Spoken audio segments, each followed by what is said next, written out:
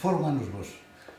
Don Ricardo foi un gran mestre, un pouco desclasado, porque estaba en un sitio onde non tiña que estar, estaba por razóns que todos coñecemos, fundamentalmente políticas, e era casi un catedrático de universidade enseñando a uns cativos que tiñan eso, 5, 6, hasta 13, 14 anos, non?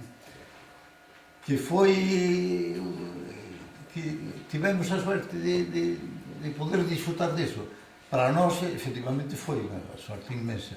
Para ele, supoño que tería o clavo, como eu dicía, cravado no corazón de estar fora de sitio e non estar na universidade, que finalmente foi o que chegou a conseguir.